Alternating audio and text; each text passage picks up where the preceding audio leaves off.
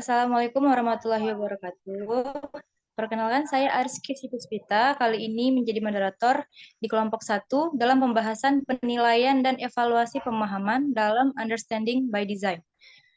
Nah, sebelum itu, saya akan mempersilakan kepada rekan-rekan untuk memperkenalkan diri terlebih dahulu sebelum kami memasuki materi yang akan dibahas. Kepada rekan-rekan saya persilakan. Baik, nama saya Alex Jagian. Terima kasih. Perkenalkan, nama saya Bunga Rontiminte dari kelompok 1. Baik, selamat malam minggu semuanya. Perkenalkan, nama saya Dandi Agustian. Saya dalam kelompok 1. Terima kasih. Halo semuanya, saya Desuci Mirna Jezi dari kelompok 1.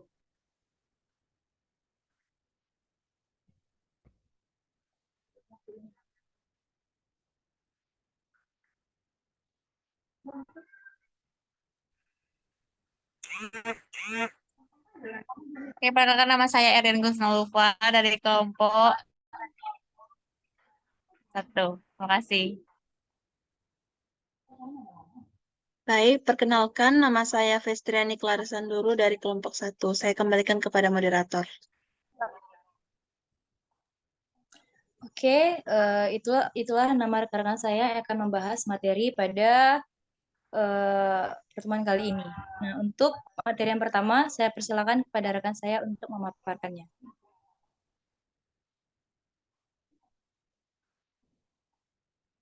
Baik, saya akan menjelaskan kemampuan menjelaskan. Menjelaskan artinya membuat menjadi jelas. Menjelaskan berarti menyajikan informasi tulisan yang diorganisasikan secara sistematis dengan tujuan menunjukkan hubungan. Selanjutnya, saat kita pentingnya rubrik penilaian. Rubrik adalah panduan penilaian berbasis kriteria yang terdiri dari skala penilaian yang telah ditetapkan yang bertujuan untuk melihat hasil dari progres pembelajaran yang telah dilakukan oleh siswa. Saya kembalikan.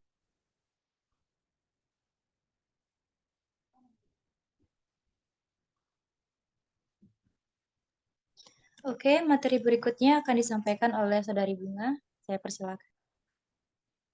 Baik, terima kasih atas kesempatannya. Jadi di sini saya akan menjelaskan ada 5 kriteria penilaian rubrik dalam mampu menjelaskannya. Yang pertama itu adalah akurat, kedua koheren, ketiga dibenarkan, keempat sistematis, dan yang kelima prediktif. Di sini saya akan membahas tentang akurat.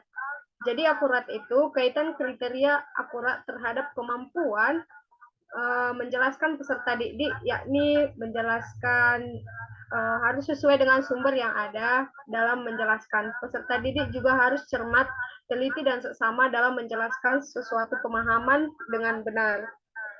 Jadi contoh kemampuan menjelaskan yang akurat itu adalah menjelaskan tentang interaksi abad 21, teliti dan seksama sesuai dengan sumber belajar yang digunakan. Kemudian contoh yang kedua itu adalah mengidentifikasi dampak negatif dan positif interaksi abad 21 dengan tepat dan benar sesuai dengan bahan ajar. Mungkin itu saja dari saya kembalikan ke moderator.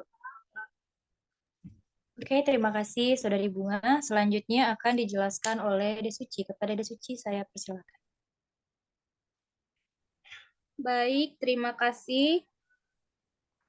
Baik, di sini saya akan menjelaskan tentang koheren. Jadi, pada koheren ini, kaitan kriteria koheren terhadap kemampuan menjelaskan peserta didik adalah dalam menjelaskan materi harus saling berkesinambungan. Peserta didik mampu mengaitkan suatu bagian dengan bagian lainnya ketika menjelaskan sehingga penjelasan akan lebih mudah dipahami.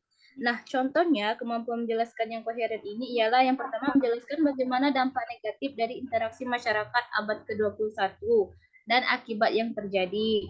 Terus yang kedua itu contohnya mengaitkan interaksi masyarakat abad ke-21 dengan perkembangan era digital. Terima kasih, kembali ke moderator. Oke, terima kasih Desuci. Selanjutnya akan dijelaskan oleh Saudara Dandi, dipersilakan. Baiklah, terima kasih. Selanjutnya yaitu dibenarkan. Kriteria dibenarkan yaitu kaitan kriteria dibenarkan terhadap kemampuan menjelaskan peserta didik adalah dalam menjelaskan harus bersifat benar dan sesuai serta dapat bertanggung jawab terhadap kebenarannya. Ada dua contoh dalam berkaitan dibenarkan ini. Yang pertama, siswa mampu menjelaskan apa itu interaksi masyarakat abad 21 dan dia mampu menjelaskan bagaimana interaksi-interaksi yang bisa terjadi di saat abad 21 ini. Terima kasih. Saya kembalikan ke moderator. Oke, itu penjelasan dari Saudara Dendi. Berikutnya akan dijelaskan oleh Saudari Erian. Kepada Erian dipersilakan. Baik, terima kasih moderator. Di sini saya akan menjelaskan tentang sistematis, di mana kaitan sistematis terhadap kemampuan menjelaskan peserta didik adalah peserta didik dapat menjelaskan dan merumuskan sesuatu sesuai dengan urutannya atau runtut. Dan untuk contohnya, kemampuan menjelaskan sistematis yaitu menjelaskan proses perkembangan transaksi di era digital dengan sistematis. Sampai di sini saya kembalikan kepada moderator. Oke, terima kasih kepada Saudari Erian. Untuk materi terakhir akan disampaikan oleh Festriani. Kepada Fest, dipersilakan. Baiklah, selanjutnya yaitu prediktif. Nah, kaitan prediktif terhadap kemampuan menjelaskan peserta didik adalah peserta didik mampu berpikir tingkat tinggi dan lebih kritis, sehingga mampu memprediksi materi yang telah dipelajari selanjutnya akan seperti apa.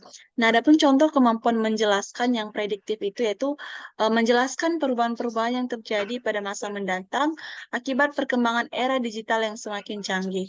Mungkin itu saja, saya kembalikan kepada moderator. Oke, terima kasih Saudari Festriani. Nah, sekianlah penyampaian materi dari kelompok kami. Mungkin saya akan sedikit menyimpulkan mengenai kemampuan menjelaskan. Yang mana tadi telah dijelaskan oleh rekan-rekan saya, yaitu secara etimologis, menjelaskan berarti menyajikan informasi lisan yang diorganisasikan secara sistematis dengan tujuan menunjukkan hubungan. Kemudian ada pula pentingnya rubrik penilaian, yang mana panduan penilaian berbasis kriteria yang terdiri dari skala pengukuran yang telah ditetapkan, yang bertujuan untuk melihat hasil dari proses pembelajaran yang telah dilakukan oleh peserta didik. Kemudian dari rubrik ini terdapat 5 kriteria penilaian, yaitu ada akurat, koheren, dibenarkan, sistematis, dan prediktif. Sekian dari kelompok kami, terlebih dan terkurang kami ucapkan mohon maaf dan terima kasih. Wassalamualaikum warahmatullahi wabarakatuh.